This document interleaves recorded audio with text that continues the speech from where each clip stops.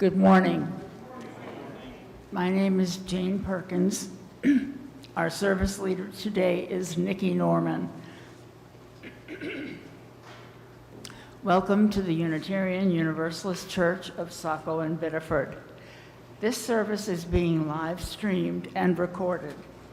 For those of us joining on YouTube, we encourage you to have a candle or a chalice to light when we light ours in a few moments.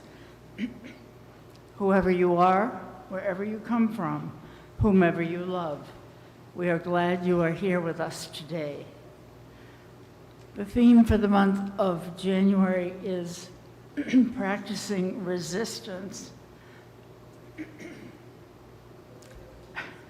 We invite you to contemplate this theme with us today and carry it with you into your daily life when you leave here. Let us welcome the youngest members here today. May we recognize their noises and rustlings as our next generation. We commit to be co-stewards of this unceded ancestral land of the Wabanaki Confederation and to work toward a land that is just and thriving for the whole of the web of life. We invite you to take home the order of service for your information and announcements, or you may leave it for recycling as you exit the sanctuary. Please silence your phones. There will be a social hour in the parish hall after the service. Please join us for conversation and refreshments.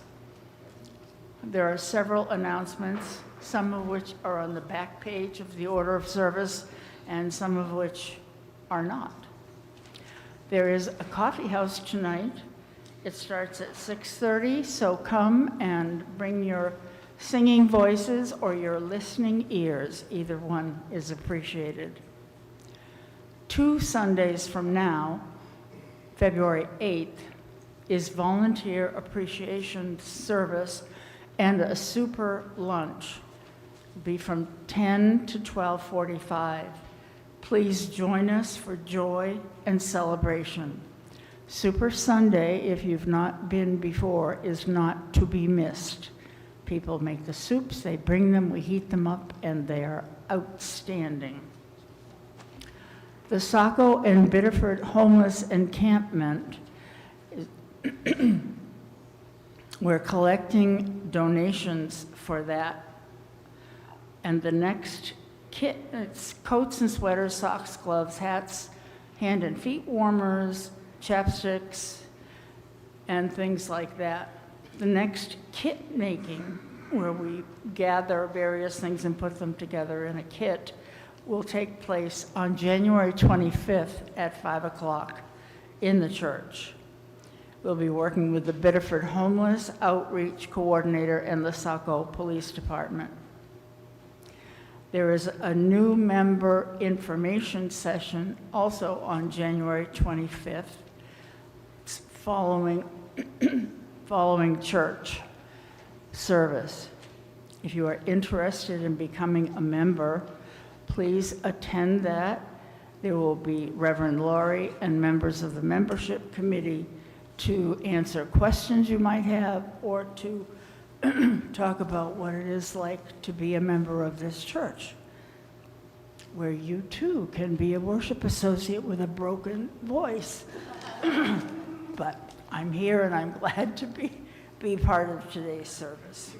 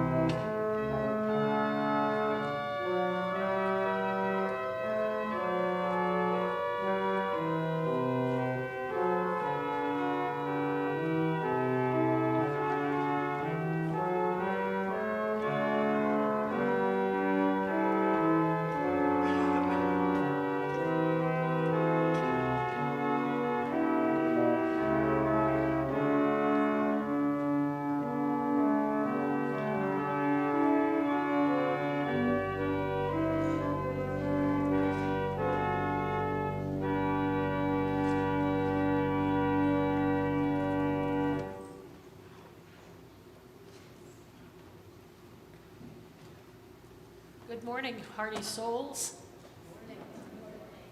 Please join us in the words of the lighting of our chalice. This is our sacred promise to gather together in peace, to seek truth in love, to serve human need, so that all shall grow in harmony with the divine.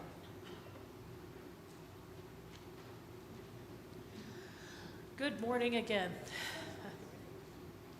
We've come here today to remember what some are intent on making us forget.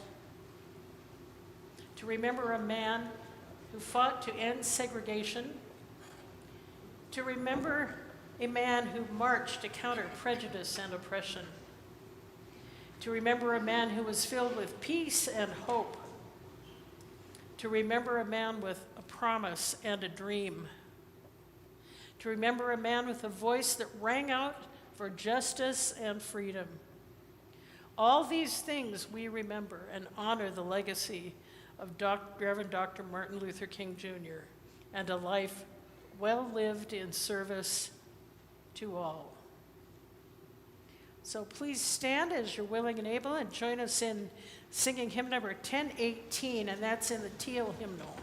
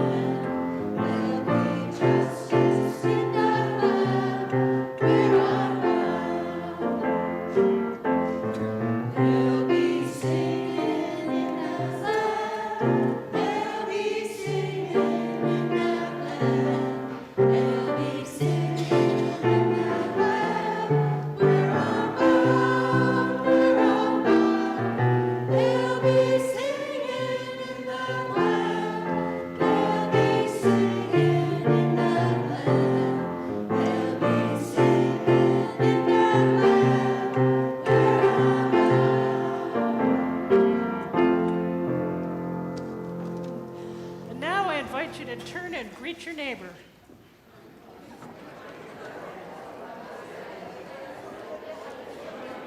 Hello, neighbor. Oh, everybody has it, so, you know. Hey, choir.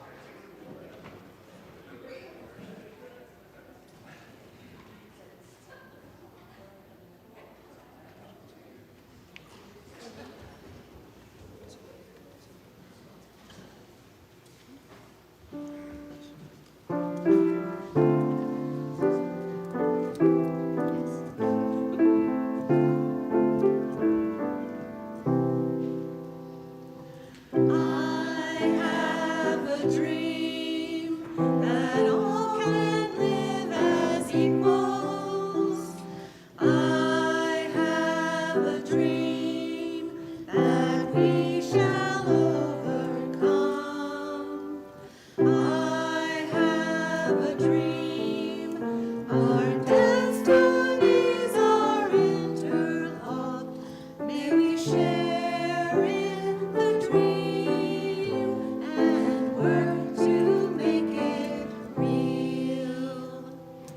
I have a dream that we will win our freedom.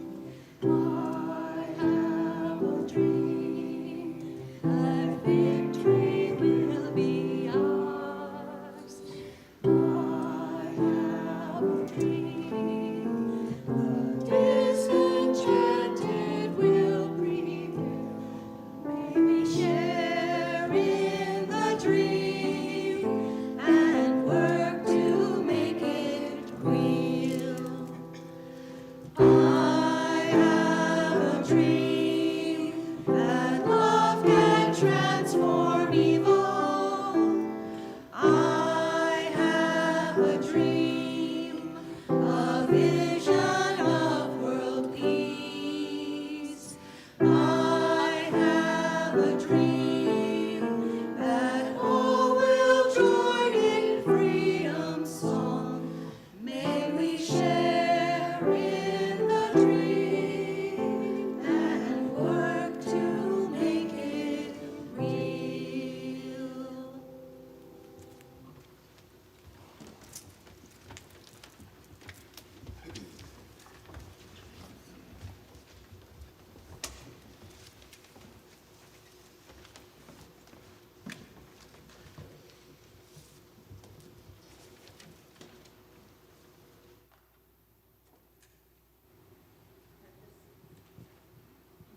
At this time in our service, we take a moment for people to share their joys and concerns. It's not a time for political announcements or that sort of thing. It's a time to share what's personal to you. If you would like to come up, you can tell us who you are. You can share what you have and light a candle. We would like that.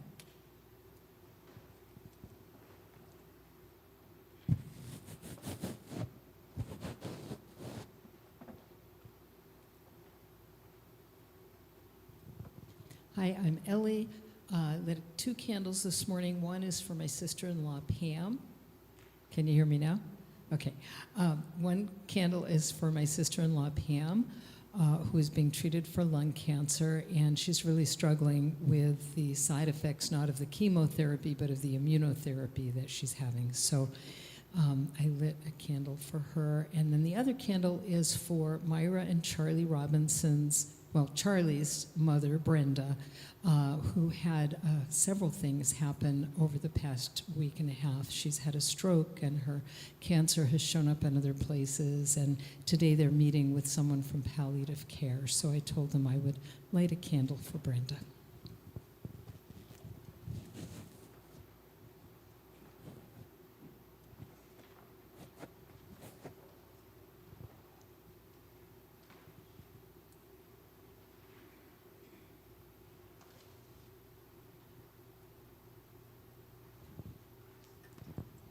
Hi, I'm Lori. I'm just asking for positive energy towards my daughter. She's in Maine Med. She had a significant concussion. The brain bleed has stopped, so now they're just doing an MRI to make sure there wasn't no damage on her neck. But they're like probably 4 to 6 months of recovery, and well, that should be interesting.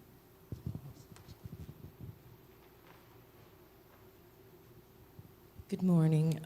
I wanted to share 2 joys this morning. One was I got to spend time with my son yesterday, and we all got up this morning and said goodbye and watched his packed car go down our snowy driveway to Massachusetts to finish his degree at Westfield. Very, very proud of him. And the other joy is for my beautiful, humble partner, Thomas. I know I've mentioned it to a couple of people here, but I wanted the congregation to know that he he's a very, very hard worker, and recently was granted the One Longfellow Leaf Grant to help with his recordings, touring, and anything that he needs. And it also comes with a lot of support, so we're looking forward to an exciting year.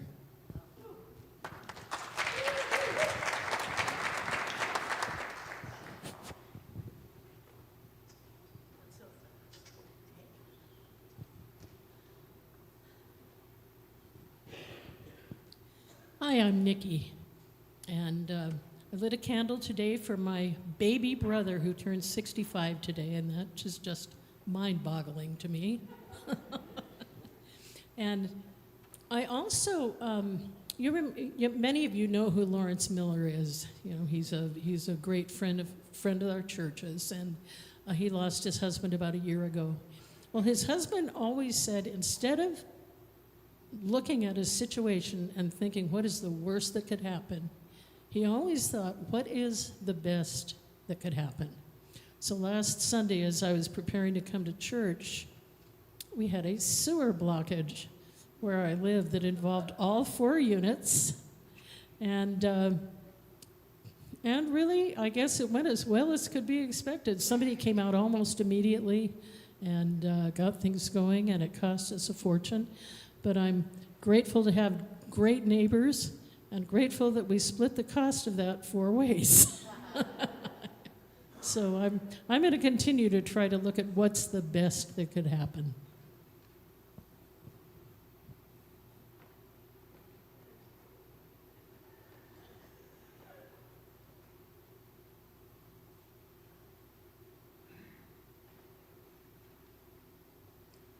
It's our custom to light a final candle to recognize the joys and concerns that we hold in our hearts, but which remain unspoken.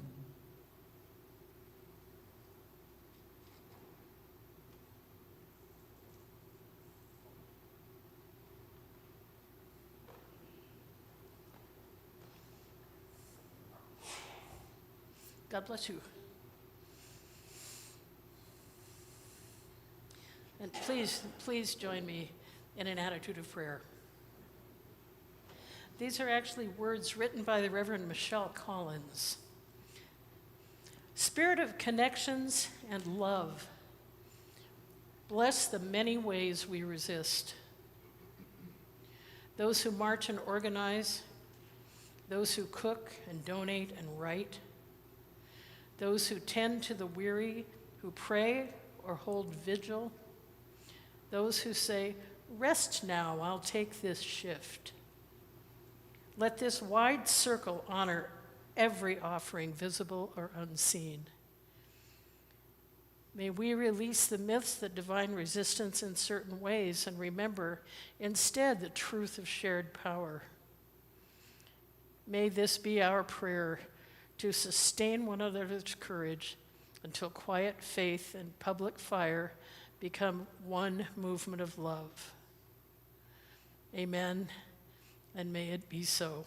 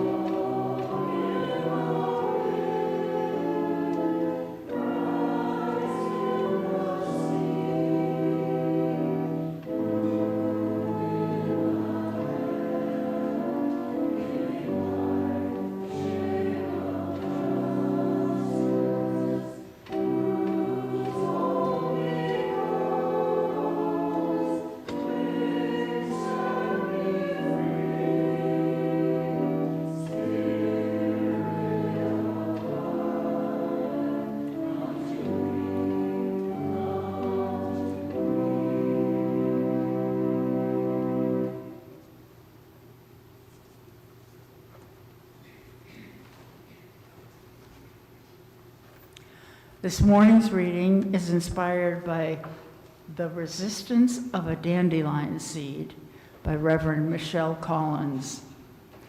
There is a crack in the world where light finds its way through.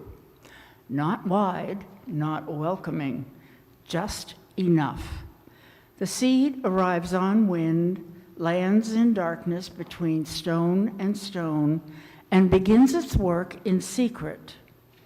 Roots press downward through grit and shadow, seeking moisture in places meant to be barren. They do not ask permission. They do not apologize for their hunger or their being. Slowly, the green crown pushes upward, meeting resistance at every fraction of an inch. The concrete does not yield willingly. It groans. It cracks infinitesimally, but the stem continues. What emerges is not delicate in the way we imagine delicacy. It is yellow and honest, opening its face to the sun despite the hardness all around. Cars pass. Feet land nearby. The flower remains, making its small declaration that life persists even when it is told it cannot. That softness breaks what hardness cannot bend. That beauty grows not in spite of the cold and unrelenting pavement, but directly through it, transforming a barely visible crack into a doorway. When the blossom fades, it does not disappear. It transforms into a constellation of possibilities. Each seed carries the memory of stone splitting, the knowledge that what seems permanent can be challenged and broken through. The wind rustles. The next crack awaits. The work continues in 1,000 directions at once, patient and relentless. And now please stand and join us in singing that great old hymn, We Shall Overcome. We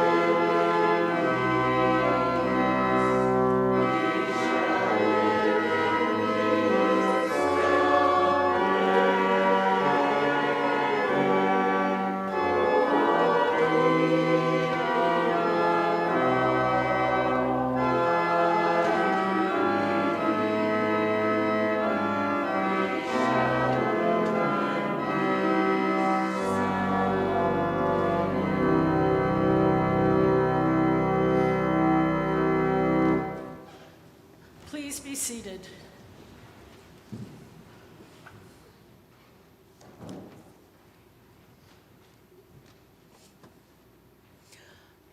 I learned something this week.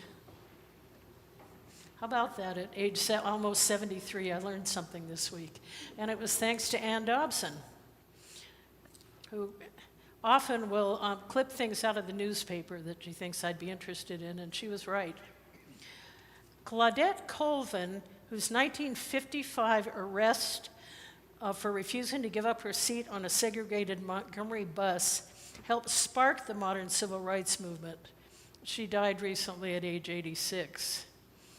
But she, at age 15, was arrested 9 months before Rosa Parks, her international fame for also refusing to give up her seat. A bus driver had called the police on March 2nd, 1955, to complain that 2 black girls were sitting in the white section in violation of the segregation laws. One of the black girls moved toward the rear when asked, but Colvin refused and was arrested. At the time of her arrest, there was mounting frustration over how black people were treated on the city buses. And the arrest of Parks, who she was actually a local NAACP officer, became the final catalyst for the year-long Montgomery bus boycott.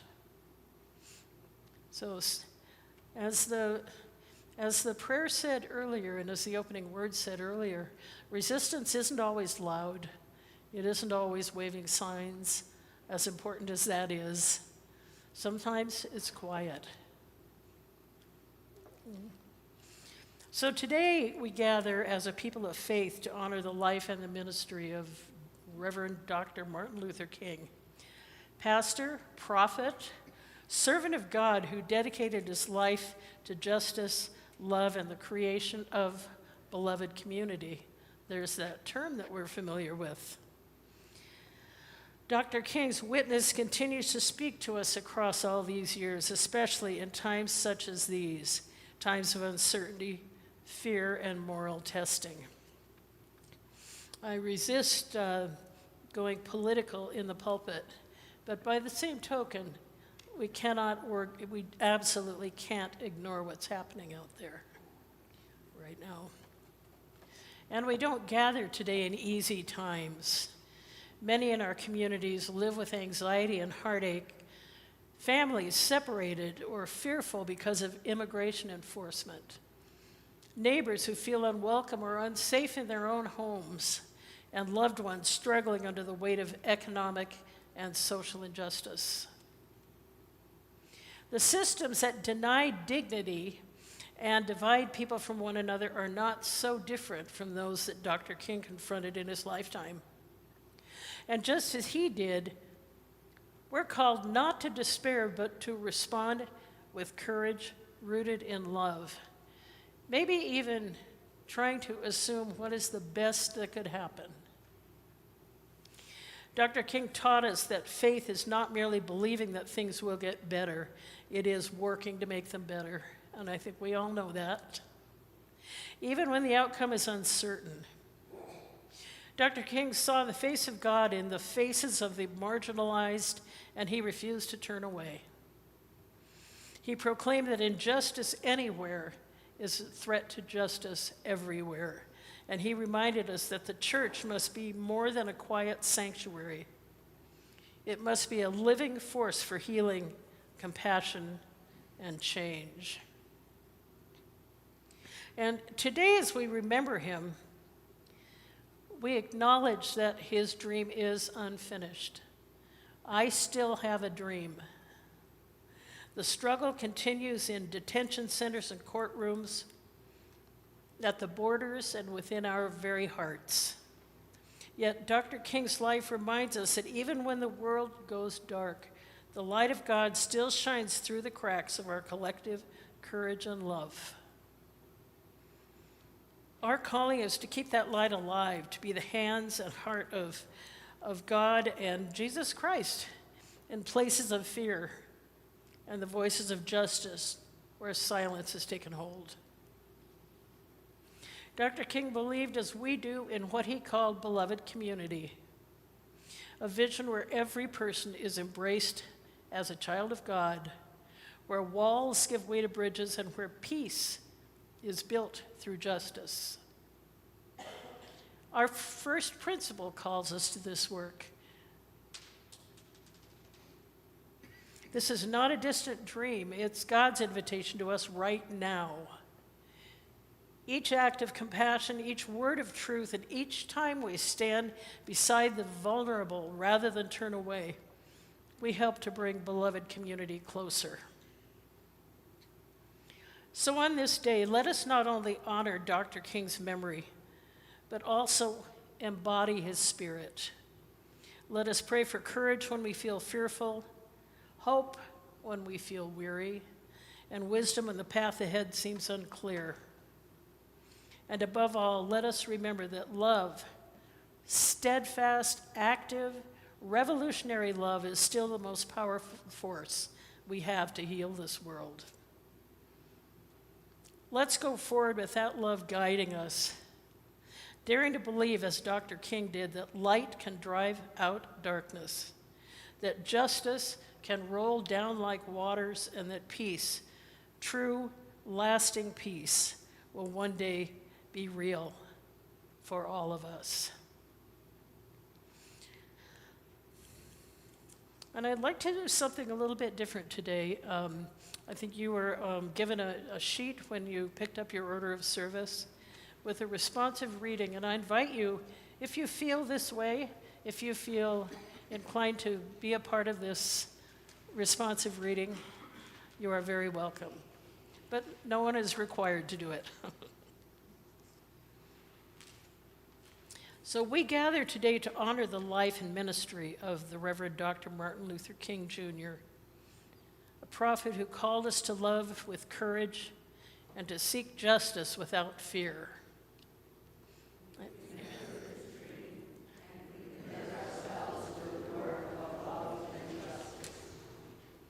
When the world feels uncertain and fear urges us to turn inward,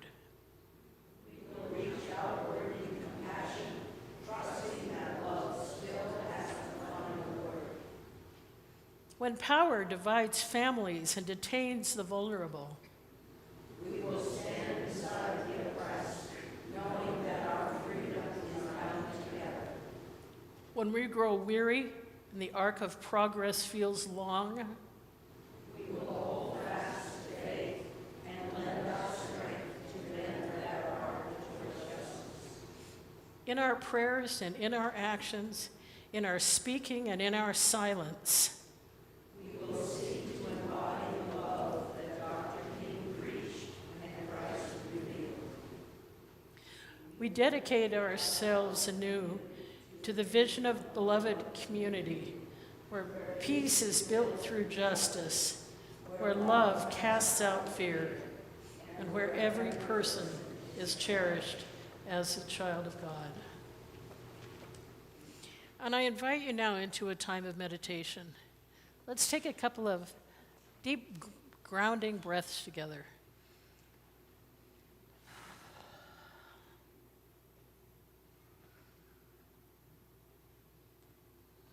And just let the words resonate. And I'll ring the singing bowl when we're finished.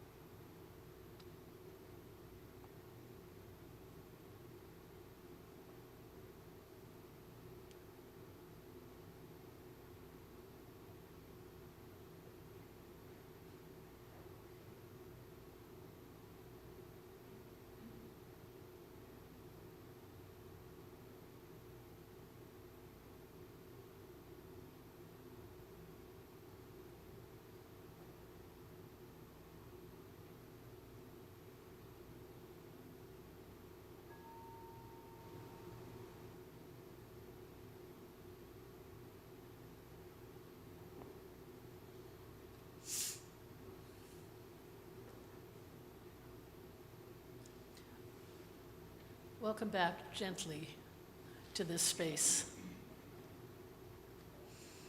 When we gather as a community, we bring the gifts of ourselves, our hearts and spirits, our time and energy, our talents and skills to support the work of this church, here within our walls and out in the larger community.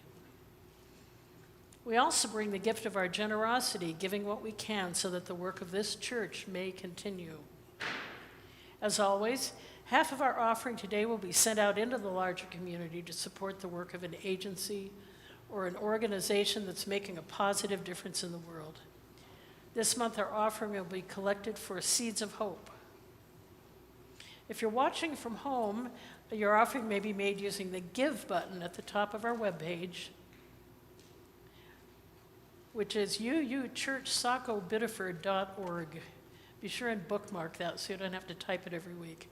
Checks may be mailed to 60 School Street in Saco, 04072. Please be generous as the ushers wait on you.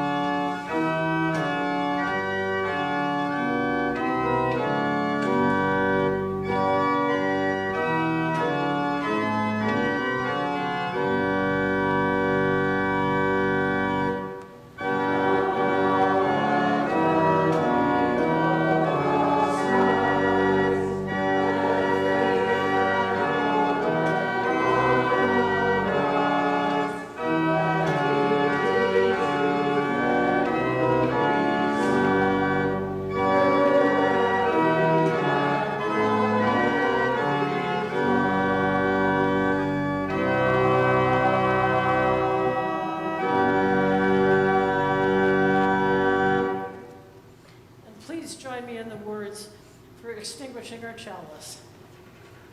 As we release this flame from its faithful service today, we allow the spark in each of us to burn on, to warm our compassion, to fire our delight, to light our paths today, tomorrow, and always. And now please join us in hymn number 1017 in the Teal hymnal, Building a New Way.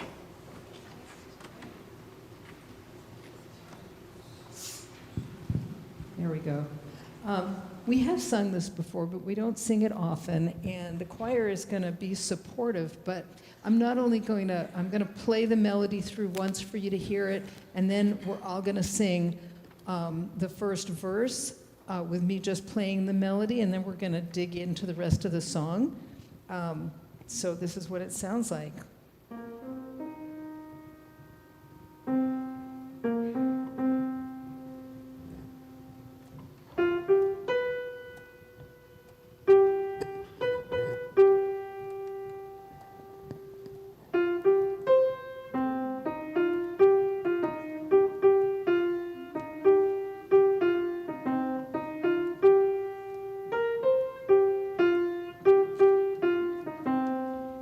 Sing the first verse. Here we go.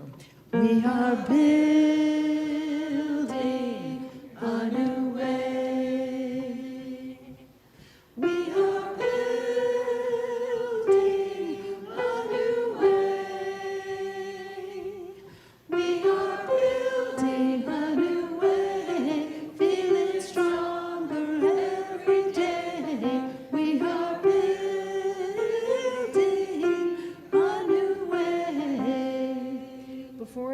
verse 2, I just want to tell you, when you get to verse 3 and 4, the words are going to fit a little differently.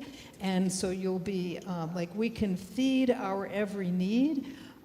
It's going to be, we can feed our every need. So it's just a little bit different. Do the best you can. It's a great song. Have fun. We're going to pick up with verse 2. And here we go. We are working to be free. We are working to be free. We are working to be free. Hate and greed and jealousy. We are working to be free.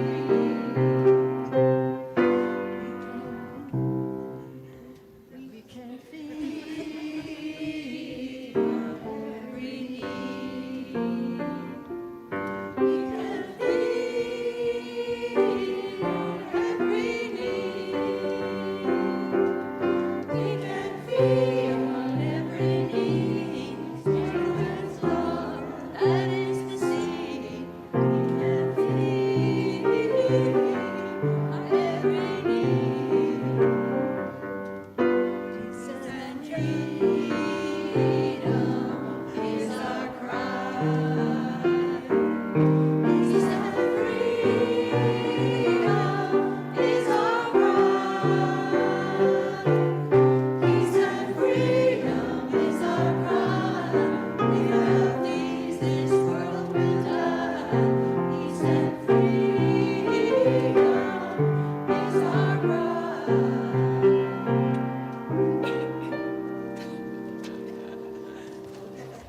Please be seated. Please be seated. It wasn't bad.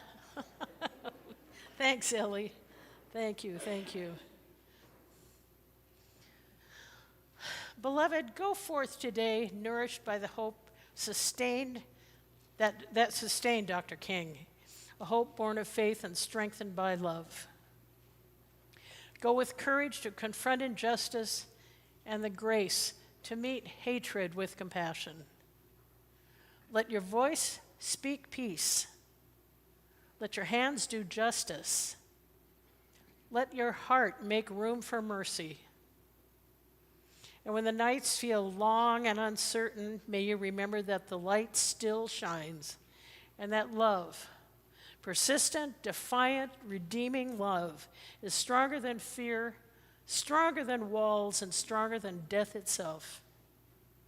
So go and build to serve and to dream until the dream of justice becomes the reality for all people.